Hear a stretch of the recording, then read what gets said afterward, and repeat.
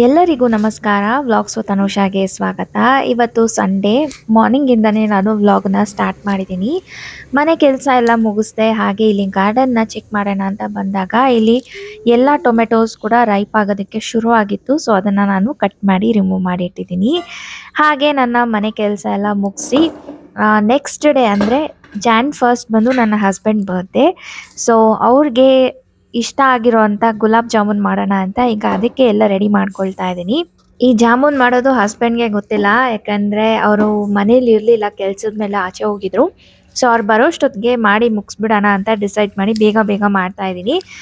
ಇವಾಗ ಸಕ್ಕರೆ ಪಾಕಕ್ಕೆ ನಾನು 1/4 ಕಪ್ ಅಷ್ಟು ಸಕ್ಕರೆನ ತೊಗೊಂಡಿದ್ದೀನಿ. ಹಾಗೆ 2.5 ಕಪ್ ಅಷ್ಟು ನೀರನ್ನು ಹಾಕಿ ಈಗ ಅದನ್ನು ಕುದಿಯೋದಕ್ಕೆ ಅಂತ ಇಟ್ಟಿದ್ದೀನಿ. ಜಾಸ್ತಿ ಕುದಿಸ್ಬೇಕು ಅಂತ ಏನಿಲ್ಲ, ಸ್ವಲ್ಪ ಸಕ್ಕರೆ ಎಲ್ಲ ಕರಗಿ ಸ್ವಲ್ಪ ಗಟ್ಟಿಯಾಗೋದಕ್ಕೆ ಶುರುವಾದರೆ ಸಾಕು. ಆ ಕನ್ಸಿಸ್ಟೆನ್ಸಿ ಕರೆಕ್ಟಾಗಿರುತ್ತೆ. ಇವಾಗ ನಾನು ಜಾಮೂನ್ ಮಿಕ್ಸನ್ನು ಈ ಥರ ಒಂದು ಸಲ ಸ್ಟ್ರೈನ್ ಮಾಡಿಬಿಟ್ಟು ಆಮೇಲೆ ಇದನ್ನು ನೀರು ಹಾಕಿ ಮಿಕ್ಸ್ ಮಾಡ್ಕೊಳ್ತೀನಿ. ಈ ಥರ ಮಾಡೋದ್ರಿಂದ ಲಂಪ್ಸ್ ಇರಲ್ಲ, ಆವಾಗ ಜಾಮೂನ್ ಉಡಿದೆ ಹಾಗೆ ಚೆನ್ನಾಗಿರುತ್ತೆ, ರೌಂಡ್ ಆಗಿರುತ್ತೆ, ಪರ್ಫೆಕ್ಟ್ ಆಗಿರುತ್ತೆ. ಸೊ ನಾನು ಯಾವಾಗಲೂ ಜಾಮೂನ್ ಮಾಡಬೇಕಾದ್ರೆ ಹೀಗೆ ಮಾಡೋದು. ಇದು ನನ್ನ ಅಮ್ಮ ಹತ್ರ ಕಲ್ತ್ಕೊಂಡಿದ್ದು. ಇವಾಗ ಸ್ವಲ್ಪ ಸ್ವಲ್ಪನೇ ನೀರನ್ನು ಹಾಕಿ ಮಿಕ್ಸ್ ಮಾಡ್ತಾ ಇದ್ದೀನಿ. ಚಪಾತಿ ಥರ ಜಾಸ್ತಿ ನಾದಬಾರ್ದು, ಸುಮ್ಮನೆ ಹೀಗೆ ಲೈಟಾಗಿ ಮಿಕ್ಸ್ ಮಾಡ್ಕೊಳ್ತಾ ನಾವು ಇದನ್ನು ರೋಲ್ ಮಾಡಿಕೊಂಡು ಚಿಕ್ಕ ಚಿಕ್ಕದಾಗಿ ಉಂಡೆಗಳನ್ನಾಗಿ ಮಾಡ್ಕೊಳ್ಬೇಕಾಗತ್ತೆ. ನಾನು ಚಿಕ್ಕ ಚಿಕ್ಕ ಜಾಮೂನ್ ಮಾಡೋಣ ಅಂತ ಡಿಸೈಡ್ ಮಾಡಿ ಟ್ರೈ ಮಾಡಿದೆ, ಬಟ್ ಆಗಲಿಲ್ಲ. ಅದಕ್ಕೆ ಮೀಡಿಯಮ್ ಸೈಜ್ ಉಂಡೆಗಳನ್ನು ಇವಾಗ ನಾನು ಮಾಡಿ ರೆಡಿ ಮಾಡಿ ಇಟ್ಕೊಂಡಿದ್ದೀನಿ. ಇದನ್ನು ಇಮ್ಮಿಡಿಯೇಟಾಗಿ ಡೀಪ್ ಫ್ರೈ ಮಾಡ್ಕೊಳ್ಬೇಕು. ನಾನು ಉಂಡೆ ಎಲ್ಲ ಮಾಡಿ ರೆಡಿ ಮಾಡೋ ಅಷ್ಟೊತ್ತಿಗೆ ಈ ಕಡೆ ಸಕ್ಕರೆ ಪಾಕನೂ ಆಗೋಗಿತ್ತು. ಸೊ ಈ ಕಡೆ ಟ್ರಾನ್ಸ್ಫರ್ ಮಾಡಿಬಿಟ್ಟು ಬಾಣಲಿನ ಬಿಸಿ ಆಗೋದಕ್ಕೆ ಇಡ್ತಾ ಇದ್ದೀನಿ. ಡೀಪ್ ಫ್ರೈ ಮಾಡೋದಕ್ಕೆ ಅಂತ ಎಣ್ಣೆ ಹಾಕ್ತಾ ಇದ್ದೀನಿ. ಈ ಜಾಮೂನ್ನ ಕರಿಬೇಕಾದ್ರೆ ಆದಷ್ಟು ಎಣ್ಣೆ ಮೀಡಿಯಮ್ ಫ್ಲೇಮಲ್ಲಿ ಬಿಸಿ ಇರಬೇಕು. ಜಾಸ್ತಿ ಬಿಸಿ ಇತ್ತು ಅಂದರೆ ಮೇಲೆ ಕಪ್ಪಗಾಗಿ ಹೋಗುತ್ತೆ ಮತ್ತು ಒಳಗಡೆ ಬೆಂದಿರಲ್ಲ. ಸೊ ಈ ಥರ ನಿಧಾನಕ್ಕೆ ಇದನ್ನು ಈ ಥರ ತಿರುಗಿಸ್ತಾ ತಿರುಗಿಸ್ತಾ ನಾವು ಎಲ್ಲ ಕಡೆ ಈಕ್ವಲ್ ಆಗಿ ಬ್ರೌನ್ ಆಗೋ ಥರ ನಾವು ಇದನ್ನು ಡೀಪ್ ಫ್ರೈ ಮಾಡ್ಕೊಳ್ಬೇಕು. ನನಗೆ ನಾರ್ಮಲಿ ಸ್ವಲ್ಪ ಡಾರ್ಕ್ ಕಲರ್ ಇದ್ದರೆ ಇಷ್ಟ ಆಗುತ್ತೆ, ಬಟ್ ನಾನಿವತ್ತು ಆದಷ್ಟು ಲೈಟ್ ಕಲರಲ್ಲೇ ಇದನ್ನು ರಿಮೂವ್ ಮಾಡಿಬಿಟ್ಟು ಇವಾಗ ರೆಡಿ ಮಾಡ್ಕೊಳ್ತಾ ಇದ್ದೀನಿ. ಈಗ ಆ ಕಡೆ ಡೀಪ್ ಫ್ರೈ ಮಾಡ್ತಾ ಮಾಡ್ತಾ ನಾನು ಈ ಕಡೆ ಸಕ್ಕರೆ ಪಾಕನ ಇನ್ನೊಂದು ಬೌಲ್ಗೆ ಟ್ರಾನ್ಸ್ಫರ್ ಮಾಡಿರ್ತಾ ಇದ್ದೀನಿ, ಸ್ಟ್ರೈನ್ ಮಾಡಿಬಿಟ್ಟು ಬೇಗ ಬಿಸಿ ಆರುತ್ತೆ ಅಂತ. ಈಗ ಆಲ್ಮೋಸ್ಟ್ ಬಿಸಿ ಆರಿದೆ ಆ್ಯಂಡ್ ನಾನು ಎಲ್ಲ ಜಾಮೂನ್ನ ಡೀಪ್ ಫ್ರೈ ಮಾಡಿಟ್ಟಿದ್ದೀನಿ. ಈಗ ಒಂದೊಂದಾಗೆ ಇದಕ್ಕೆ ಹಾಕಿ ನೆನೆಯೋದಕ್ಕೆ ಅಂತ ಇಡ್ತಾ ಇದ್ದೀನಿ. ಒಂದು 2 ಅವರ್ ನೆಂದರೆ ಸಾಕು, ಚೆನ್ನಾಗಿ ಸಾಫ್ಟ್ ಆಗಿಬಿಡುತ್ತೆ. ಅಷ್ಟರಲ್ಲಿ ನಾನು ಚಾಕ್ಲೇಟ್ ಬ್ರೌನಿ ಕೇಕನ್ನು ಕೂಡ ಮಾಡ್ತಾ ಇದ್ದೀನಿ. ಇದು ನಾನು ಫಸ್ಟ್ ಟೈಮ್ ಟ್ರೈ ಮಾಡ್ತಿರೋದ್ರಿಂದ ರೆಸಿಪಿ ನಿಮ್ಮ ಜೊತೆ ಶೇರ್ ಮಾಡ್ಕೊಳ್ಳೋಕ್ಕಾಗಿಲ್ಲ, ಯಾಕಂದರೆ ಹೆಂಗೆ ಬರುತ್ತೋ ಅಂತ ನನಗೆ ಡೌಟ್ ಇತ್ತು. ಅದಕ್ಕೋಸ್ಕರ ನಾನು ಈ ರೆಸಿಪಿನ ಶೇರ್ ಮಾಡಿಲ್ಲ. ಬಟ್ ಟ್ರೈ ಮಾಡಿದ್ಮೇಲಂತೂ ನನಗೆ ತುಂಬಾ ಇಷ್ಟ ಆಯಿತು. ಸೊ ನೆಕ್ಸ್ಟ್ ಕಮಿಂಗ್ ಬ್ಲಾಗ್ಸ್ನಲ್ಲಿ ಈ ರೆಸಿಪಿನ ಕೂಡ ನಿಮ್ಮ ಜೊತೆ ಶೇರ್ ಮಾಡ್ಕೊಳ್ತೀನಿ. ಇದನ್ನು ಮಾಡೋದಕ್ಕೆ ಅವನ್ ಇರಲೇಬೇಕು ಅಂತ ಏನಿಲ್ಲ, ನಿಮಗೆ ಬೇಕಂದರೆ ನೀವು ಅವನ್ ಇಲ್ಲದೆ ಸ್ಟವ್ನಲ್ಲೂ ಕೂಡ ನೀವು ಮಾಡ್ಕೊಳ್ಬೋದು. ಸೊ ಇವಾಗ ರೆಡಿ ಆಗಿದೆ ಚಾಕ್ಲೇಟ್ ಬ್ರೌನಿ ಕೇಕ್. ಹೇಗಿದೆ ಅಂತ ಕಮೆಂಟ್ಸ್ನಲ್ಲಿ ತಿಳಿಸಿ. ನನಗಂತೂ ತುಂಬಾ ಖುಷಿ ಆಯಿತು, ಯಾಕಂದರೆ ಇದನ್ನು ನಾನು ಫಸ್ಟ್ ಟೈಮ್ ಮಾಡ್ತಾ ಇದ್ದೀನಿ. ನೋಡೋದಕ್ಕಂತೂ ತುಂಬಾ ಚೆನ್ನಾಗಿತ್ತು. ಇದಕ್ಕೆ ಟಾಪಿಂಗ್ಸ್ ಆಗಿ ನಾನು ವಾಲ್ನಟ್ ಹಾಕಿದ್ದೆ. ಟೇಸ್ಟ್ ಅಂತೂ ತುಂಬಾ ಚೆನ್ನಾಗಿತ್ತು. ಆ್ಯಂಡ್ ಬರ್ತ್ಡೇಗೆ ನಾನು 12 ಗಂಟೆಗೆ ಹಸ್ಬೆಂಡ್ ಹತ್ರ ಇದನ್ನೇ ಕಟ್ ಮಾಡಿಸ್ದೆ. ನಾರ್ಮಲ್ ಸಿಂಪಲ್ ಸೆಲೆಬ್ರೇಷನ್ ಅಷ್ಟೇ. ಸೊ ಇದನ್ನು ನಿಧಾನಕ್ಕೆ ಈಗ ಬಿಸಿ ಆರೋದಕ್ಕೆ ಇಟ್ಟಿದ್ದೆ. ಸೊ ಅದನ್ನು ಬಟರ್ ಪೇಪರ್ ಎಲ್ಲ ನಿಧಾನಕ್ಕೆ ರಿಮೂವ್ ಮಾಡಿಬಿಟ್ಟೆ. ಸೊ ಇದೆಲ್ಲ ಮಾಡೋ ಅಷ್ಟೊತ್ತಿಗೆ ಜಾಮೂನ್ ಕೂಡ ಚೆನ್ನಾಗಿ ನೆಂದಿತ್ತು. ಹಸ್ಬೆಂಡ್ಗೂ ಕೂಡ ಗೊತ್ತೇ ಇರಲಿಲ್ಲ ನಾನು ಜಾಮೂನ್ ಮಾಡಿರೋದು, ಅವ್ರಿಗೆ ಸರ್ಪ್ರೈಸಿಂಗ್ ಆಗೇ ಇತ್ತು. ಸೊ ಅದನ್ನು ಕೂಡ 12 ಓ ಕ್ಲಾಕ್ಗೆ ನಾನು ಅವ್ರಿಗೆ ಜಾಮೂನ್ನ ಕೂಡ ಕೊಟ್ಟೆ ತಿನ್ನೋದಕ್ಕೆ ಅಂತ. ಈಗ ಕೇಕ್ ಏನೋ ರೆಡಿ ಆಗಿದೆ. ಸೊ 12 ಓ ಕ್ಲಾಕ್ ಮಿಡ್ ನೈಟ್ಗೆ ಅವರು ಕಟ್ ಮಾಡ್ತಾ ಇದ್ದಾರೆ ಕೇಕ್ನ. ನಾನು ಆದಷ್ಟು ಸ್ವಲ್ಪ ರೆಕಾರ್ಡ್ ಮಾಡೋದಕ್ಕೆ ಟ್ರೈ ಮಾಡಿದೆ. ಬ್ರೌನಿ ಅಂದಾಗ ಸ್ವಲ್ಪ ಗಟ್ಟಿನೇ ಇರುತ್ತೆ ಕನ್ಸಿಸ್ಟೆನ್ಸಿ, ಸೊ ಹಾರ್ಡ್ ಅಂತ ಅನಿಸ್ಬೋದು. ಇದನ್ನು ಐಸ್ ಕ್ರೀಮ್ ಜೊತೆ ಸರ್ವ್ ಮಾಡಿದರೆ ತುಂಬಾ ಚೆನ್ನಾಗಿರುತ್ತೆ.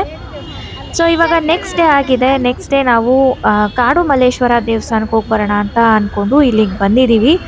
ಹಸ್ಬೆಂಡ್ ತುಂಬ ದಿನದಿಂದ ಹೇಳ್ತಾನೆ ಇದ್ರು ಕಾಡು ಮಲ್ಲೇಶ್ವರ ಟೆಂಪಲ್ಗೆ ಹೋಗಿ ಬರಬೇಕು ಅನಿಸ್ತಾ ಇದೆ ಅಂತ, ಬಟ್ ಆಗಿರಲಿಲ್ಲ ಬರೋದಕ್ಕೆ. ಸೊ ಫೈನಲಿ ಇವತ್ತು ಅವ್ರ ಬರ್ತ್ಡೇ ದಿನಾನೇ ಬರೋ ಥರ ಆಗೋಯ್ತು. ಸೊ ನನಗಂತೂ ತುಂಬಾ ಖುಷಿ ಆಯಿತು, ಯಾಕಂದರೆ ನಾನು ಈ ದೇವಸ್ಥಾನಕ್ಕೆ ಬಂದೇ ಇರಲಿಲ್ಲ ಒಂದು ಸಲನೂ. ಇದೇ ಫಸ್ಟ್ ಟೈಮ್ ಬರ್ತಾ ಇರೋದು. ಆ್ಯಂಡ್ ನ್ಯೂ ಇಯರ್ ದಿನ ಆಗಿದ್ದರಿಂದ ತುಂಬ ಜನ ಬಂದಿದ್ದು. ನಾವು ಬಂದಾಗ ಅಷ್ಟೊಂದು ಜನ ಇರಲಿಲ್ಲ, ಬಟ್ ನಾವು ದರ್ಶನ ಎಲ್ಲ ಮುಗಿಸ್ಕೊಂಡು ಬರೋಷ್ಟೊತ್ತಿಗೆ ನೋಡಿದ್ರೆ ತುಂಬ ಜನ ಸೇರಿಬಿಟ್ಟಿದ್ರು. ಸೊ ದರ್ಶನ ಕೂಡ ತುಂಬಾ ಚೆನ್ನಾಗಾಯಿತು, ಕಾಮಾಗಾಯಿತು. ಅಲ್ಲಿ ದೇವ್ರನ್ನ ನೋಡೋದಕ್ಕೂ ತುಂಬ ಹೊತ್ತು ಬಿಟ್ಟಿದ್ರು. ಸೊ ನೋಡ್ತಾ ನಾವು ಆಚೆ ಬಂದು ದೇವ್ರಿಗೆ ನಮಸ್ಕಾರ ಹಾಕ್ಕೊಂಡು ಅಲ್ಲೇ ಸ್ವಲ್ಪ ಹೊತ್ತು ಕೂತ್ಕೊಂಡು ಮೈಂಡ್ ಎಲ್ಲ ಫ್ರೀ ಮಾಡಿಕೊಂಡು ಆಮೇಲೆ ನಾವು ಅಲ್ಲಿಂದ ಹೊರಟ್ವಿ. ಸೊ ಇಲ್ಲಿಂದ ಹೊರಡ್ಬೇಕಾದ್ರೆ ಅಲ್ಲಿ ಒಬ್ರು ಅಜ್ಜಿ ಕೂತಿದ್ರು, ಈ ಥರ ದೇವ್ರ ಫೋಟೋ ಎಲ್ಲ ಮಾಡ್ತಾಯಿದ್ರು. ಕಾಶಿ ವಿಶ್ವನಾಥ ಯಾಕೋ ತಗೊಳ್ಬೇಕು ಅಂತ ಅನ್ನಿಸ್ತು, ಹಾಗಾಗಿ ತಗೊಂಡ್ವಿ. ಇದನ್ನು ದೇವ್ರ ಹತ್ರ ಇಟ್ಟು ಪೂಜೆ ಮಾಡಬೇಕು ಅಂತ ಅಜ್ಜಿ ಎಲ್ಲ ಎಕ್ಸ್ಪ್ಲೈನ್ ಮಾಡಿ ಹೇಳ್ತಾ ಇದ್ರು. ಸೊ ಅದನ್ನು ನಾವು ನಿಧಾನಕ್ಕೆ ಕೇಳಿಸ್ಕೊಂಡು ಕೊನೆಗೂ ಅವ್ರ ಹತ್ರ ಫೋಟೋ ಎಲ್ಲ ತೊಗೊಂಡ್ಮೇಲೆ ಅವ್ರ ಹತ್ರ ಆಶೀರ್ವಾದ ಕೂಡ ತಗೊಂಡು ನಾವು ಅಲ್ಲಿಂದ ಹೊರಟ್ವಿ. ಕಟಾಕ್ಷ ಆಶೀರ್ವಾದ ಅನುಗ್ರಹ ನಿಮ್ಮ ಕುಟುಂಬಕ್ಕೆ ಒಳ್ಳೆ ದಾರಿ ಎಲ್ಲ ದೇವ್ರ ಪ್ರಸಾದನೂ ಸಿಗುತ್ತೆ, ಏನು ತೊಂದರೆ ಇಲ್ಲ. ಆಶೀರ್ವಾದ ದೇವ್ರಿಗೆ ಚೆನ್ನಾಗಿರ್ತೀವಿ. ಈಗ ಕಂಪ್ಲೀಟಾಗಿ ಆಚೆ ಬಂದುಬಿಟ್ವಿ. ಹೊರಗಡೆಯಿಂದ ಈ ರೀತಿ ಕಾಣಿಸುತ್ತೆ, ತುಂಬಾ ಒಂಥರ ಡಿಫ್ರೆಂಟ್ ಎಕ್ಸ್ಪೀರಿಯೆನ್ಸ್ ಆಗಿತ್ತು. ಆ್ಯಂಡ್ ತುಂಬ ಜನ ಬರ್ತಾಯಿದ್ರು ಮಂಡೇ ಆಗಿರೋದ್ರಿಂದ. ಹೀಗೆ ದರ್ಶನ ಮುಗಿಸ್ಕೊಂಡು ನಾವು ಆಚೆ ಬಂದ್ವಿ. ಇನ್ನು ಈ ದೇವಸ್ಥಾನದ ಅಕ್ಕಪಕ್ಕನೇ ಇನ್ನೂ 2-3 ದೇವಸ್ಥಾನ ಇದೆ, ಅಲ್ಲಿಗೂ ಹೋಗೋಣ ಅಂತ ಅಂದ್ಕೊಂಡ್ವಿ. ನೀವೇ ನೋಡ್ಬೋದು ಎಷ್ಟು ಕ್ಯೂ ಇದೆ ಅಂತ. ಎಲ್ಲ ದೇವಸ್ಥಾನದಲ್ಲೂ ಇದೇ ಪರಿಸ್ಥಿತಿನೇ.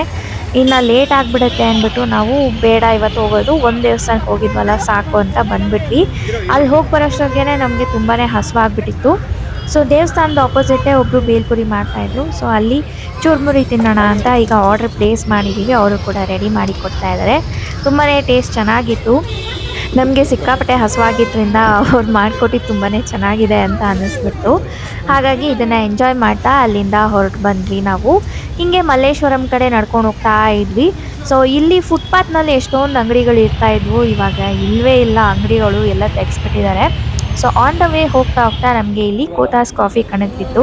ಸರಿ ಕಾಫಿ ಕುಡಿಯೋಣ, ತಲೆ ನೋವ್ತಾ ಇದೆ ಅಂತ ಅನಿಸ್ತು, ಹಾಗಾಗಿ ಕಾಫಿ ಆರ್ಡರ್ ಮಾಡಿ ಇವಾಗ ಕಾಫಿನ ಕೂಡ ಕುಡಿದ್ಬಿಟ್ಟು ಕೋತಾಸ್ ಕಾಫಿ ಆಪೋಸಿಟೇ ಈ ತಾತ ಲೈವ್ ಡ್ರಾಯಿಂಗ್ಸ್ ಎಲ್ಲ ಮಾಡ್ತಾಯಿದ್ರು. ಸೊ ಅದನ್ನು ಕೂಡ ನೋಡ್ತಾ ಹಾಗೆ ಅವ್ರನ್ನ ಮಾತಾಡಿಸ್ತಾ ಅಲ್ಲಿಂದ ಬಂದುಬಿಟ್ವಿ.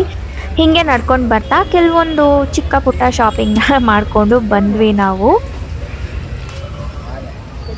ಸೊ ಇದೇ ಇವತ್ತಿನ ಒಂದು ಚಿಕ್ಕ ವ್ಲಾಗ್. ನಿಮ್ಮೆಲ್ಲರಿಗೂ ಇಷ್ಟ ಆಗಿದೆ ಅಂತ ಅಂದ್ಕೊಳ್ತೀನಿ. ಇಷ್ಟ ಆಗಿದ್ರೆ ನಿಮ್ಗೆ ಗೊತ್ತು ಏನು ಮಾಡಬೇಕು ಅಂತ. ಈ ವಿಡಿಯೋನ ಲೈಕ್ ಮಾಡಿ, ಶೇರ್ ಮಾಡಿ ನಿಮ್ಮ ಫ್ರೆಂಡ್ಸ್ ಆ್ಯಂಡ್ ಫ್ಯಾಮಿಲಿ ಮೆಂಬರ್ಸ್ ಜೊತೆ. ಆ್ಯಂಡ್ ನೀವೇನಾದರೂ ನಮ್ಮ ಚಾನಲ್ನ ಫಸ್ಟ್ ಟೈಮ್ ನೋಡ್ತಾ ಇದ್ದೀರಾ ಅಂದರೆ ಈಗಲೇ ಕೆಳಗಡೆ ಕಾಣಿಸ್ತಾ ಇರೋವಂಥ ರೆಡ್ ಕಲರ್ ಸಬ್ಸ್ಕ್ರೈಬ್ ಬಟನ್ನ ಕ್ಲಿಕ್ ಮಾಡಿ, ಹಾಗೆ ಅದರ ಪಕ್ಕನೇ ಇರೋವಂಥ ಬೆಲ್ ಐಕಾನ್ನ ಕೂಡ ಕ್ಲಿಕ್ ಮಾಡಿ. ಯಾಕಂದರೆ ನಾನು ನೆಕ್ಸ್ಟ್ ಅಪ್ಲೋಡ್ ಮಾಡುವಂಥ ವಿಡಿಯೋ ನೋಟಿಫಿಕೇಷನ್ ನಿಮ್ಮೆಲ್ಲರಿಗೂ ಬಂದುಬಿಡುತ್ತೆ. ಸೊ ಇದನ್ನು ಹೇಳ್ತಾ ಇವತ್ತಿನ ವ್ಲಾಗ್ನ ನಾನು ಎಂಡ್ ಮಾಡ್ತಾ ಇದ್ದೀನಿ. ಸಿಗ್ತೀನಿ ನನ್ನ ನೆಕ್ಸ್ಟ್ ವ್ಲಾಗ್ನಲ್ಲಿ. ಅಂಟಿಲ್ ದೆನ್ ಬಾಯ್.